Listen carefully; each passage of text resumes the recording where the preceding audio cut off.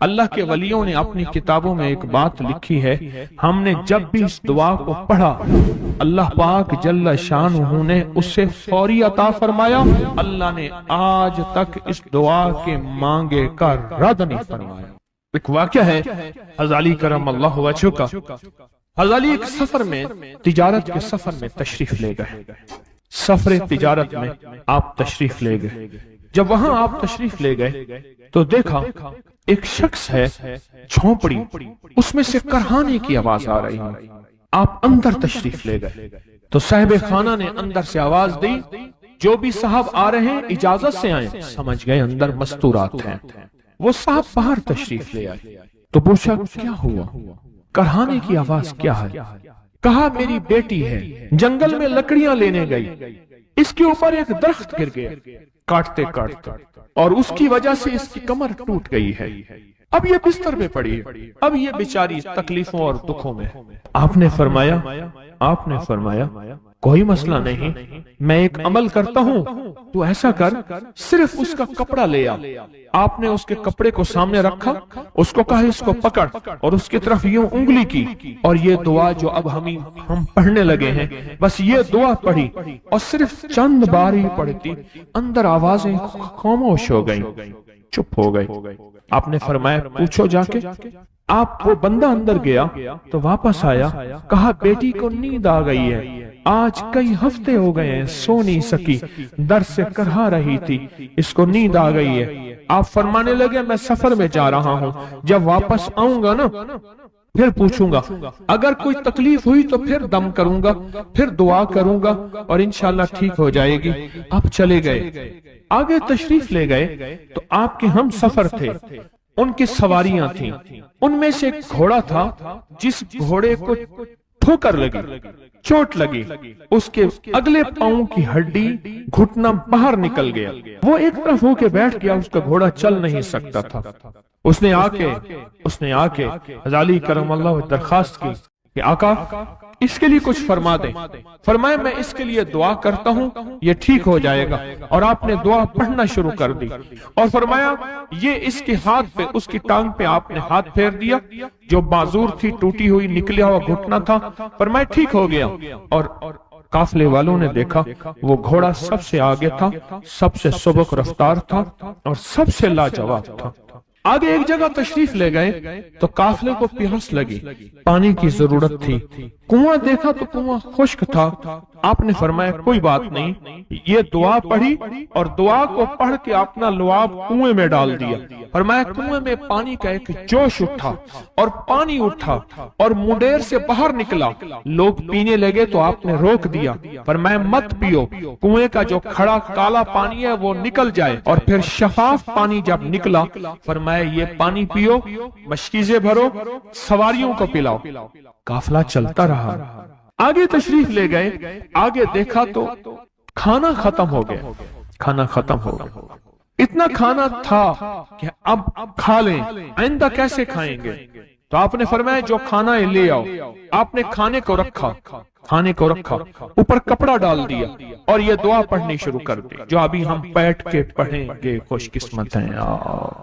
اور کپڑا ڈال کے فرمایا دعا فرمائی، یہ عمل فرمایا، یہ دعا پڑھی، اور اس کے بعد فرمایا دیکھو کھا لیا، اور فرمایا ہمارا 17 دن کا سفر تھا، اس 17 دن میں ہم نے کھایا، لوگوں کو کھلایا، جہاں لوگ آتے تھے ان کو بٹھاتے تھے، دسترخوان ہمارا تھا چند افراد کا، پھر سینکڑوں لوگوں نے کھایا۔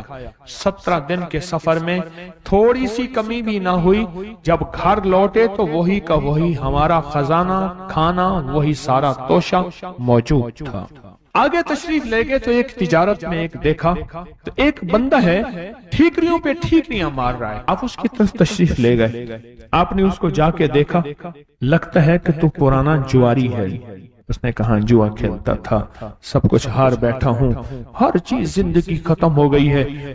آپ نے فرمایا اچھا ایسا کر توبہ کی نیت کر لے، اللہ سے توبہ کر لے، اور پھر میں تیرے لیے دعا بھی کرتا ہوں، عمل بھی کرتا ہوں، تو ایسا کر پتھر پہ پتھر مار، تیرا ہر پتھر سونے کا بنتا جائے گا۔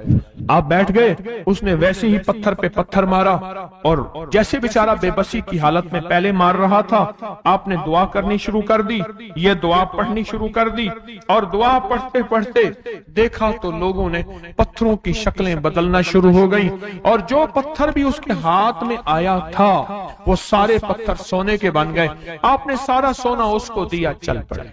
सफर में आगे जाते जाते देखा कि एक शख्स है, उसके साथ एक बच्चा है, एक बूढ़ी औरत है, एक बूढ़ा गधा है, और वो सारे पैदल चल रहे हैं, गधे को सवारी को साथ लिए हुए।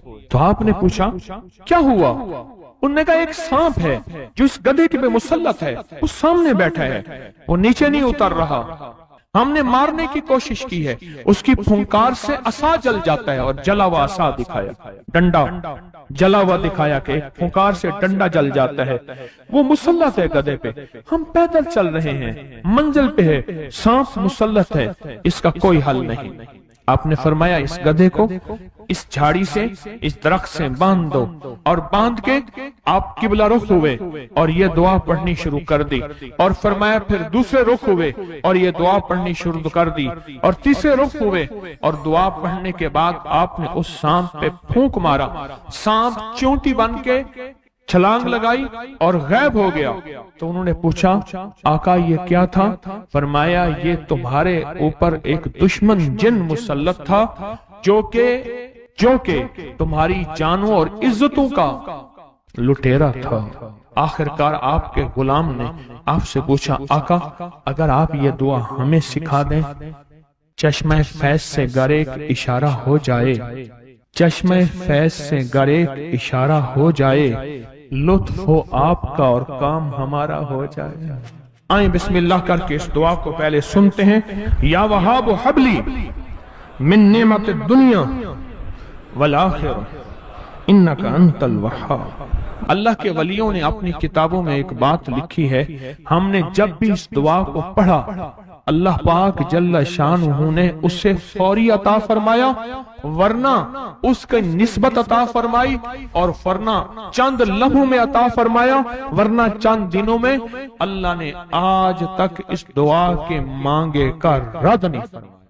रेस की वुसअत के लिए जो मैं बताता हूं कि बंदा है 129 दिन और 129 दफा सूरत कौसर पढ़ और फिर आंखों से रब की ताकत के जलवे देख। 129 दिन और 129 बार। आप बताएं जो ये पढ़ते हैं 129 बार सूरत कौसर कितना वक्त लगता है? सही सही बताएं, अगर नहीं पढ़ते ना बताना। 10 मिनट की आवाज भी है, 7-8 मिनट की आवाज भी है, 15 मिनट की आवाज भी है। हम 15 मिनट ले लेते हैं, 15 मिनट ले लेते। क्या रोजाना के 15 मिनट हमारे लिए मुश्किल है? 129 बार सूरत कौसर, और अगर जगह और वक्त एक हो तो फिर उसकी ताकत और तासीर हैरत अंगेज तौर पे दुगनी हो जाती है। जमान और मकान, वही वक्त वही जगह। मजबूरन अगर नहीं है तो कोई हर्ज नहीं, पर यकीन, दिल की गहराइयों, अंदर का दर्द और पूरे खुशू खुजू, ध्यान, तलब, तड़प और जज्बे के साथ पढ़ 129 बार। असल में ये 129 का जो अदद है ना, लफ्ज़ लतीफ का अदद है। या लतीफ हो ना, लतीफ। 129 बार और 129 दिन।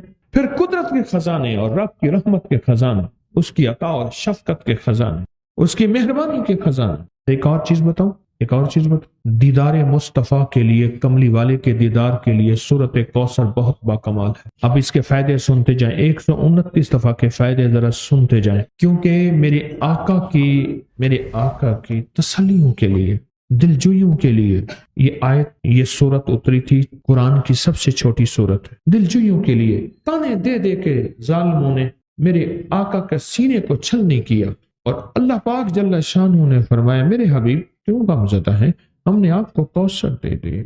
और मेरे हबीब ये जो ताने देने वाले हैं, आप पे जादू करने वाले हैं, आप पे नजर बद के हमले करने वाले हैं और आपके साथ हसद करने वाले हैं, ये इन नशान आका अबतर, ये तो ऐसे अबतर होंगे, इनकी जिंदगी अबतर होगी, अबतर से अबतर और अबतर होगी कि बस जमाना देखेगा वह शमाततिल आदा, اور ان کے دشمن ان پہ ہنسیں گے، ایسے ابتر ہوں گے۔ 129 بار سورت کوثر دیدار مصطفیٰ کے لیے، 129 بار سورت کوثر جادو کے آخری توڑ کے لیے، 129 بار سورت کوثر جادو کو خود پلٹانے کے لیے، پلٹ جاتا ہے۔ 129 بار سورت کوثر آفات اور بلیات کو دور کرنے کے لیے، 129 بار سورت کوثر انزائٹی، ٹینشن، ڈپریشن اور اسٹریس کے لیے، اور 129 بار سورت کوثر پرسکون نیند کے لیے، 129 بار سورت کوثر پرسکون زندگی کے لیے، اور 129 بار سورت کوثر پھر دنیا حسنہ کے لیے۔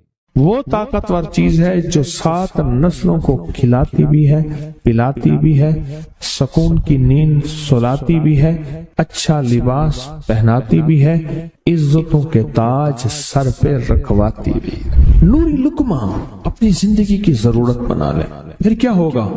سورۃ فاتحہ کی آیات 7 ہیں۔ اللہ 7 آسمان اور 7 زمین کی جتنی بھی برکات ہیں، برکات من السماوات والارض، اللہ 7 آسمان اور 7 زمین کی ساری برکات اس کو عطا کر دے گا، اور لوگوں کو پتہ ہی نہیں ہوگا کہ یہ بندہ کتنا مالدار ہے، روحانیت کی طاقت اور روحانیت میں کتنا آگے ہے، کوئی پہچان بھی نہیں سکے گا کہ روحانیت میں یہ بندہ کتنا آگے ہے اور کتنا آگے سے آگے بڑھ گیا ہے، کسی کو علم بھی نہیں ہوگا۔ نوری لقمہ اپنی زندگی کی مجبوری بنا لے، اور نوری لقمہ اپنی زندگی کی ضرورت بنا لے، پھر دیکھیں کمالات۔ کیوں؟ فرمائے جو سارے قرآن میں ہے، جو سارے قرآن میں ہے، جو سارے قرآن میں ہے، آنکھیں کھل جائیں۔ یہ سورۃ فاتحہ نماز کھانے کے دوران پڑھنے والا یہ اہل نظر میں ہے، اس کی نظر وسیع ہو جاتی ہے، یہ اہل کشف ہوتے ہیں، ان کی دل کی آنکھیں کھل جاتی ہیں، یہ فرشتوں کو دیکھتے ہیں، یہ انسانوں کے دلوں میں جھانک لیتے ہیں، یہ کائنات کے راز پڑھ لیتے ہیں، کائنات کے راز پڑھ لیتے ہیں۔ کہ اللہ پاک ان کے سامنے جنات آنکھوں سے دکھاتا ہے، حتیٰ کہ یہاں تک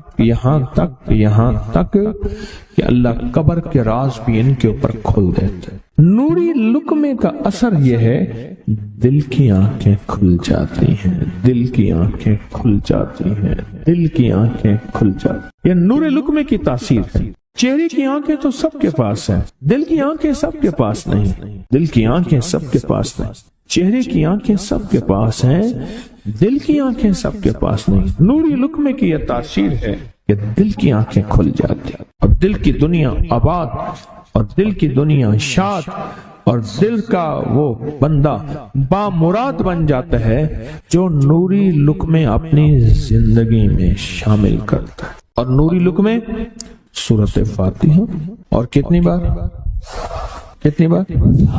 اچھا، یہ سورۃ فاتحہ بیماریوں کا علاج۔ صحابہ کرام فرماتے ہم جا رہے تھے، کوئی ایک سردار تھا، اس کو بچھو نے کاٹ لیا اور اس کو چیخ رہا تھا بیچارہ، فرمایا سانپ کا کاٹا سوئے، بچھو کا کاٹا روئے۔ میرے پاس ایک سانپ کا کاٹا آیا تھا، غنودگی میں تھا، بہت غنودگی میں سے سوتا تھا، اور میں نے کہا اس کو سونے نہ دے، خیال نہ کیا انہوں نے، ادھر سے ہٹا تو بندہ ختم ہو گیا، سانپ کا کاٹا تھا۔ ہمارے ایک والد صاحب رحمۃ اللہ علیہ کے تھے، ملک عبد الرحمن ڈوڈی، وہ لائے تھے، تو کہنے لگے اس بچھو کے کاٹے کا علاج، صحابہ کرام نے 7 بار سورۃ فاتحہ پڑھ کے اس پہ دم کر اور وہ ٹھیک ہو گیا۔ اور میں جب سورۃ فاتحہ عرشوں سے زمین پہ آئی، نازل ہوئی، ایک گونج اٹھی، ایک آواز آئی، اور میں اللہ سے آج وہ چیز زمانے پہ زمین پہ نازل کی ہے جو اس سے پہلے کبھی آئی نہیں تھی، اور جو اس کے بعد کبھی آئے گی۔ اس سے پہلے کبھی آئی نہیں تھی، اس کے بعد کبھی آئے گی۔ اور جب سورۃ فاتحہ نازل ہوئی، شیطان رویا، پیٹا، اپنا سر پہ راکھ ڈالی، اور اتنا شور کیا کہ کاش کہ یہ سورۃ فاتحہ آئی ہے، اور اگر آئی ہے تو واپس چلی جائے، اگر واپس نہیں گئی تو کسی کی زبان پہ نہ جائے، یعنی کوئی اس کو پڑھ نہ سکے، اگر پڑھے تو اس کا یقین نہ ملے۔ یقین سے پڑھنے والے کی دنیا بھی، آخرت بھی، رزق بھی، عزت بھی، صحت بھی، تمنگری بھی، بادشاہت بھی، خوشیاں خوشحالیاں بھی یقین سے پڑھنے والے کو ملتی ہیں۔ اور اس لیے آج بھی شیطان سورت فاتحہ سے لرزتا ہے کہ سورت فاتحہ پڑھنے سے جنات اور شیاطین ایسے دور ہوتے ہیں، ایسے کہ میلوں دور چلے جاتے ہیں اور اس بندے سے خوف زدہ ہوتے ہیں جو سورت فاتحہ پڑھتا ہے۔ کھانے کے دوران اس کی حکمت کیا ہے؟ انسان کھانے کے دوران مشغول ہوتا ہے، کھانے کی لذتوں میں کھویا ہوا ہوتا ہے، اور اگر بھوک بہت زیادہ ہو تو پھر تو ہوش نہیں ہوتا، پھر ہوش ہی نہیں ہوتا اگر بھوک بہت زیادہ ہو۔ اب اسی دوران جس طرح سنیں غور سے، بڑی میں عجیب بات بتا رہا ہوں، حضرت امام جعفر صادق سلام اللہ رضوان اللہ تعالی علیہ مجمعین اللہ کے ولی تھے، ولایت کے تاجدار تھے، سرداروں کے سردار تھے، اولیاء کے سردار تھے۔ میں بازار میں جاتے تھے، جا کے پھر واپس آ جاتے تھے، پھر جاتے کچھ نہیں خریدتے تھے۔ کسی نے پوچھا اب کیوں جاتے ہیں؟ فرمایا 2 وعدے لینے، کیا میں جا کے بازار میں ہر بندے کو سلام کرتا ہوں، وہ سلام کا جواب دیتے ہیں، اور کیا پتا کسی کے سلام کا جواب ایسا ہو جو اللہ کے ہاں مقبول بھی ہو، محبوب بھی ہو۔ اور پھر فرمایا بازار میں جاتا ہوں اور جا کے بازار میں جاتا ہوں اور جا کے بازار کی دعا پڑھتا ہوں۔ فرمایا جو چوتھا کلمہ گھر میں پڑھے گا اس کو 10 نیکیاں ملیں گی، اور جو بازار میں پڑھے گا کتنی نیکیاں ملیں گی؟ 10 لاکھ نیکیاں ملیں گی۔ پر میں 10 لاکھ نیکیاں کمانے کے لیے جاتا ہوں۔ آل رسول کی محبتیں، عبادتوں کا حرص دیکھیں، ہمیں مال کا حرص، انہیں اعمال کا حرص۔ وہی دعا، وہی چوتھا کلمہ گھر میں پڑھیں، 10 نیکی ہیں، بازار میں پڑھیں کیونکہ وہ ہر بندہ مشغول ہے، دنیا میں، مال میں، چیزوں میں، بھاؤ تاؤ میں لگا ہوا ہے، وہی بازار میں پڑھیں تو 10 لاکھ نیکیاں۔ اسی طرح کھانے کے دوران جب لذت ہے، کھانے کے دوران ذائقہ ہے، اور کھانے کے دوران لذت اور ذائقے میں اگر کوئی بندہ سورت فاتحہ پڑھ لے تو اللہ کہتا ہے تو ان لذتوں میں مجھے نہ بھولا، ان کھانے کی چیزوں میں مجھے نہ بھولا، ان ساری کیفیتوں میں مجھے نہ بھولا۔ اللہ خوش ہوتا ہے، اور پھر اللہ جل شانہ اسے 7 آسمان اور 7 زمین کی برکتیں حوالے کر دیتا ہے، اور جس کے پاس 7 آسمان 7 زمین کی برکتیں ہوں، یہ ساری عبادتیں کھانے کے دوران کوئی معنی نہیں رکھتی، پھر ایسی سمیٹ کے اللہ کائنات کو اسے دے دیتا ہے۔ نوری لقمے کی تلاش کریں، نوری لقمہ زندگی میں لے آئیں، بڑی خوشحال زندگی گزرے گی، بہت لاجواب زندگی گزرے گی۔ 7 دفعہ سورت فاتحہ سے قرضے اتر جاتے ہیں، 7 دفعہ سورت فاتحہ سے بیٹے مل جاتے ہیں، 7 دفعہ سورت فاتحہ سے نعمتیں، اور 7 دفعہ سورت فاتحہ وہ طاقتور چیز ہے جو 7 نسلوں کو کھلاتی بھی ہے، پلاتی بھی ہے، سکون کی نیند سلاتی بھی ہے، اچھا لباس پہناتی بھی ہے، عزتوں کے تاج سر پہ رکھواتی بھی۔ کہیں انشاءاللہ۔ اب سوچیں کون سا مشکل عمل، بہت زبردست عمل ہے، 1 منٹ کا کام ہے اور کام بن جاتا ہے۔ اور میں نے اس کی اجازت جتنی مشکل سے لی تھی نا، اس عمل کی بہت مشکل سے اجازت، اور جس دن لی تھی اسی دن فیصلہ کیا تھا انشاءاللہ اسے چھپاؤں گا نہیں، انسانیت مخلوق کو بتاؤں گا۔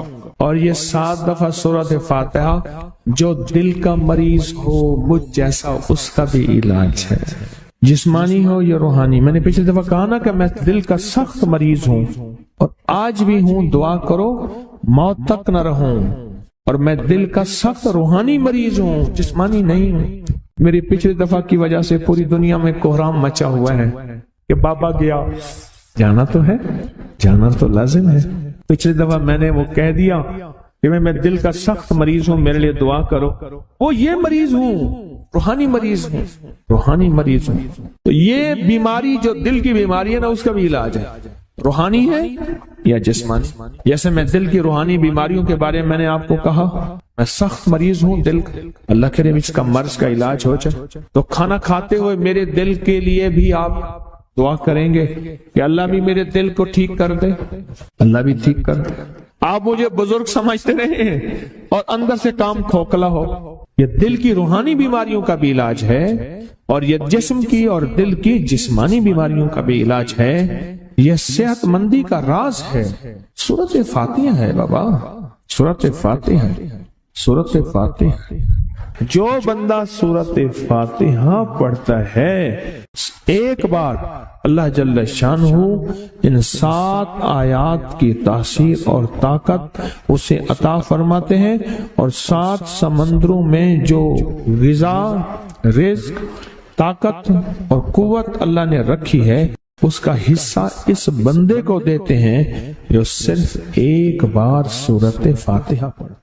یہ جو وظیفے ہیں کسی درویش کی، یا کوئی درویش نے جس کو اجازت ہے اس کی اجازت صحیح ہو، ہر بندہ اجازت دینا نہ شروع کر دے۔ اجازت کے پیچھے نسبتیں چاہیے، ان نسبتوں کی طاقت چاہیے۔ وہ جو اجازت ملتی ہے اس اجازت کے اندر جو تاثیر ہوتی ہے، اس میں جو کمال ہوتا ہے، اس میں جو اندر کی کیفیتیں ہوتی ہیں، اس اجازت سے نسلوں میں تونگری، دولت، رزق، عزت، صحت ایسے بارش کی طرح برستی ہے۔ میرے جو مرشد تھے حضرت خواجہ سید محمد عبداللہ حجویری رحمت اللہ علیہ، میرے مرشد جو تھے وہ حضرت داتا صاحب کی سچی آل میں سے تھے۔ مجھے جاتے جاتے انہوں نے اجازت دی 1991 ستمبر میں، اور مدینہ منورہ فرمایا میں جا رہا ہوں، بس اب بقی میں، اور بقی کے اندر جا کے سو گئے۔ اب بھی میں مرشد کے ہاں جاتا ہوں تو جنت البقی کے قبرستان میں ان کی نسبتیں دیکھیں کتنی اونچی ہیں۔ پھر وہ نہیں، 26 بڑی ہستیوں نے مجھے خلافتیں، اجازتیں دیں، 26 سے بلکہ زیادہ اجازتیں اور خلافتیں دیں، اور ان کی توجہات ہیں، ان کی پیچھے دعائیں ہیں، اور پیچھے کامل کے ہاتھ ہیں۔ یہ روحانیت کی نسبتیں ہوتی ہیں، روحانیت کی نسبتیں ہوتی ہیں۔ ان نسبتوں کے ساتھ جیسے آپ تسبیح خانے میں ماشاءاللہ پوری دنیا میں لوگ یہاں آئے ہوئے ہیں، اور بڑے بڑے ہستیاں یہاں آئی ہوئی ہیں جو مٹی ہو کے چٹائیوں پہ پڑے ہیں، خواتین میں بھی مردوں میں بھی، بڑے بڑے عہدوں والے، عزتوں والے، بڑے بڑے مقام والے یہاں اپنے مرشد خانے میں بے حیثیت ہو کے پڑے ہیں۔ جو بے حیثیت ہو کے آتا ہے اللہ اس کو عزت اور مقام اور حیثیت دے۔ کہنے لگا میں نے نا حمزات کو قابو کرنے کے لیے میں نے ایک عمل کیا۔ عمل یہ تھا کہ ایک بڑا سا تھال لے لیں، جیسے یہ گارے اور مٹی میں تھال ہوتے ہیں، اس کا چراغ بنا لیں، اس میں 10 کلو تیل ڈالیں اور بڑی ساری بتی ہو، ٹھیک، اس کی بتی جلائیں۔ 10 کلو تیل جلنا ہے، یہ سارا کتنا تیل جلنا ہے، اس کی بتی میں، اس کی لو میں دیکھنا ہے، اور پھر بیٹھنا اس انداز سے ہے کہ میرا سایہ ہو، اور پھر میں اپنے سائے کو بھی دیکھوں، لو کو بھی دیکھوں، اور اس کے بعد یہ وظیفہ پڑھنا ہے۔ 40 دن میں یہ 10 کلو تیل جل جاتا ہے۔ دن رات بیٹھنا ہے اور اس کو پڑھنا ہے۔ 30 دن جب گزرے تھے، 30 دن گزرنے کے بعد اس کو نقشے نظر آنا شروع ہوئے۔ نقشے یہ نظر آنا شروع ہوئے کہ گھر ہے، بچے ہیں، کھیل رہے ہیں، اماں بیٹھی ہے، آپس میں بچے کو لڑ بھی رہے ہیں، کھا بھی رہے ہیں، پی بھی رہے ہیں۔ اس نے ادھر سے توجہ ہٹائی۔ مرشد نے فرمایا تھا کہ دیکھ میری نگرانی میں عمل کر رہا، نقشے نظر آئیں گے، کسی نقشے میں نہ توجہ کرنا نہ خوف کرنا،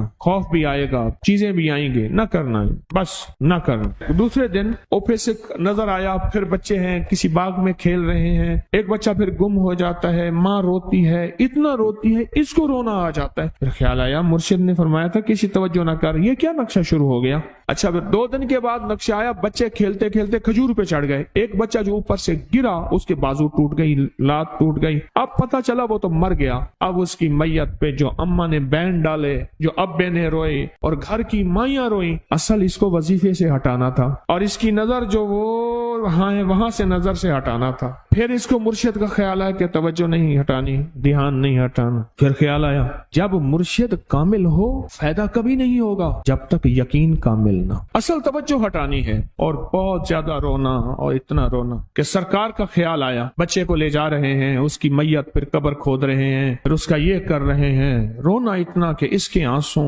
رونے کی کوئی کیفیت تھی مائیوں کی۔ 2 دن ابھی رہتے تھے 40 دن میں سے، تو پھر وہی گھر نظر آیا، بچے کھیل رہے ہیں، شوہر آیا، اس نے آ کے کہا مجھے روٹی دو۔ اس نے کہا گھر میں تو کچھ بھی نہیں ہے، لکڑیاں ہی نہیں ہیں، آپ نے کچھ دیا ہی نہیں۔ میاں بیوی کی لڑائی ہو گئی۔ اس نے کہا پھر ٹھیک ہے، میں آج سب کو جلا دے۔ اس نے کہا لکڑیاں لے آیا، ادھر ادھر سے لکڑیاں لا کے نہ سے اس نے وہ لکڑیاں جلائیں، بچوں کو اٹھا کے جو ڈالا، आग में जो चीखें निकली बच्चों, दूसरे को पकड़ के डाला, तीसरे को डाला, चौथे को डाला, आग में डालता जा रहा है। माई चीख रही है, कोहराम है, जिंदा बच्चों छोटे मासूमों को आग में डाल रहा है। डालते डालते कहने लगे तू बच गई है भाई, आ फिर पकड़ के मैं तुझे डालता हूँ। जब उसके डाल के कहने लगा अब इस आमिल को तू बच गया है, ऐसे इसको हाथ ऐसे ऐसे पकड़ने लगा और पीछे मुर्शिद का खींच के थप्पड़ उसको आया। जब खींच के थप्पड़ आया सारा नक्शा खत्म हो गया। ओहो, कहने लगा ये क्या था। मुर्शिद कामिल ऐसा होवे जरा लूलू दे विच वसे हो, नाल निगाह दे पाक करेंदा, ना साबुन सज्जी धत्ते हो। ये उस वक्त होगा जब यकीन होगा, जब तेरा यकीन कमजोर है। मुर्शिद कामिल है, यकीन कामिल नहीं है, नाकाम रहेगा सारी जिंदगी, थर्मामीटर लगाता रहेगा। कोई कह देगा कि तेरा मुर्शिद 1 नंबर है, वली है, कहा सुभान अल्लाह। कोई कह देगा 2 नंबर है, कहे तौबा तौबा। सारी उम्र इसी जिंदगी में रहेगा, कभी नहीं पा सकेगा। 40 दिन के बाद मुर्शिद की खिदमत में हाजिर हुआ और सारे नक्शे बताए। फरमाया ना बताओ, हम देख रहे थे। अल्लामा फखरुद्दीन राजी रहमतुल्लाह अलैह का मशहूर वाक़या है, मुरीद जो है आपका सैकड़ों मील दूर, और वो मुरीद वो था जो सारी उम्र अल्लाह के वजूद को कहता रहा कि अल्लाह के वजूद को ना मानने वाले कहते थे कोई अल्लाह नहीं है, कहाँ है दिखाओ, हर चीज खुद ब खुद बन गई है, खुद ब खुद खत्म हो जाएगी। उनके पास 100 दलीलें थी। कितनी 100 दलीलें थी, और आज तक उनकी दलीलों को कोई तोड़ नहीं सका था अल्लाह के वजूद पे।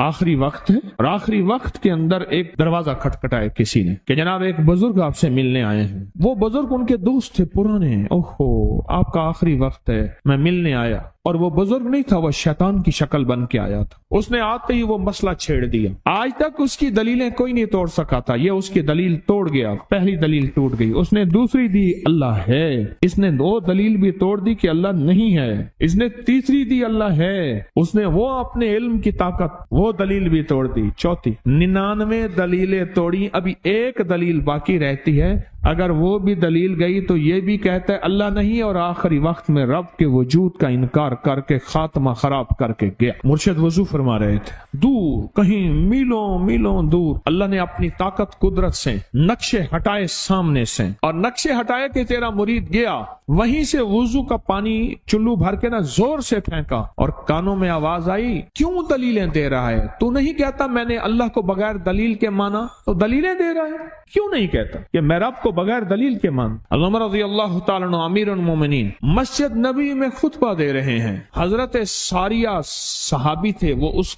लश्कर के सिपा सलार थे। मीलों से मीलों सैकड़ों मील दूर ऐसे नक्शे हटे, और खुतबे के दौरान अनोखी बात कह दी, या सारिया अल जबल, सारिया पहाड़ के पीछे देख दुश्मन वहां से हमला कर रहा है। और फिर खुतबा शुरू कर दिया, जुमे का खुतबा था। लोग हैरान, ये अमीरुल मोमिनीन ने क्या फरमा दिया। जब हजरत सारिया का काफिला आया वापस, तो फरमाया फला वक्त फला लम्हे फला वक्त में, जुमे के दिन फला लम्हे में अमीरुल मोमिनीन आपकी आवाज आई थी, अगर ना आती तो दुश्मन ने पीछे से मुकाबला हमला कर दिया था और हमें काट के रख देता, टोटे टोटे कर देता। आपकी आवाज आई, सारिया पीछे देख दुश्मन हमला कर रहा है पहाड़ के पीछे, या सारिया अल जबल। ये मैं आपको हवालों से बात कर रहा हूँ, रिवायात बता बता के बात कर रहा हूँ।